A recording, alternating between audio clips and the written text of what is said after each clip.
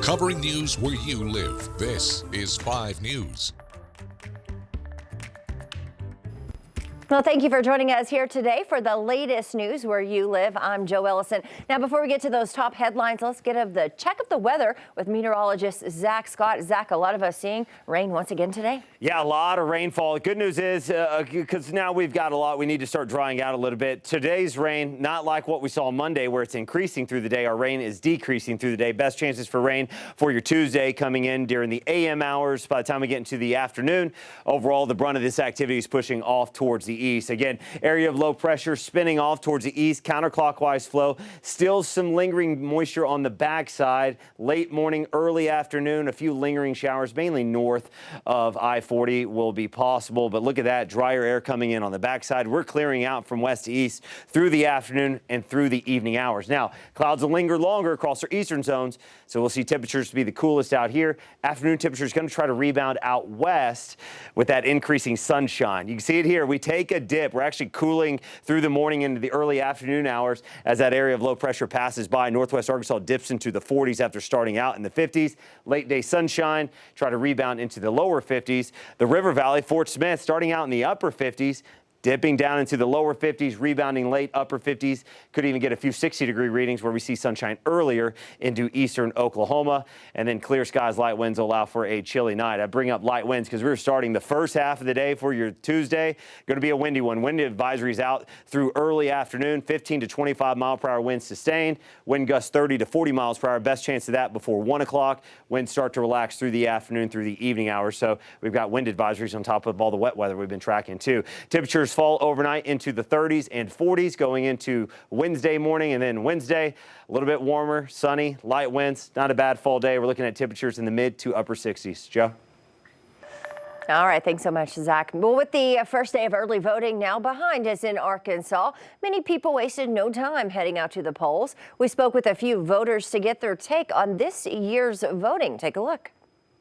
About 2 weeks until Election Day, but the polls are officially open in Arkansas for early voting. It gives folks an opportunity to kind of be more selective on the days that they choose to show up. On Monday, many voters showed up to cast their ballots despite rain. Kind of a pleasant rain, and we certainly need it. Arkansas Secretary of State John Thurston says typically about half of people who vote do so early. And with several big items on the ballot, he's expecting a big turnout this year. The governor's seat is an open seat. We have a lot of ballot measures on the ballot. And also, due to redistricting, all of the legislative seats are open and all the county seats are up this round. So there's definitely a lot of races on the ballot. That's why many voters make sure to fulfill their civic duty as early as possible. There's a lot of issues that my husband and I was concerned about.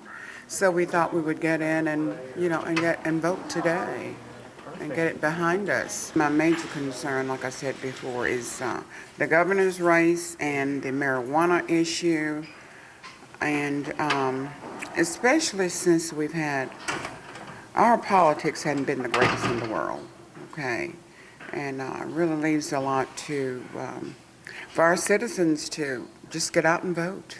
The country seems to be evenly divided, and so that makes everyone's vote, equally as important as it would be in the absence of that divide. But once again, I think people should get out and vote. I really do. Well, that was Jose Carranza reporting. Now, early voters still have 2 full weeks to get out and cast their ballots. One big change for voters this year, you'll see, the deadlines for absentee ballots, hand-delivered ballots, are now due the Friday before Election Day, while mail-in ballots are due by 7:30 Election Day. All right, here in Arkansas, the first issue you'll see on your ballot this year is about who has the authority to call the state legislatures to a special session. Currently, Arkansas is one of 14 states where only the governor can call those special sessions. Now, this bill makes it so that the state senators and representatives can vote to convene themselves.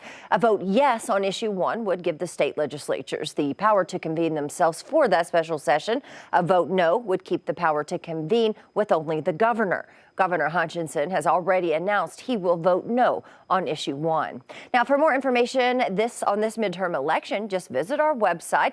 You'll find the 5 News election guide. It includes a breakdown of the races, the amendment items, and how you can find your nearest voting location. You can find that guide right now at 5newsonline.com. Well, those are some of your top stories today. Make sure you catch up with us again tomorrow right here for more news and weather where you live. I'm Joe Ellison. Have a great day.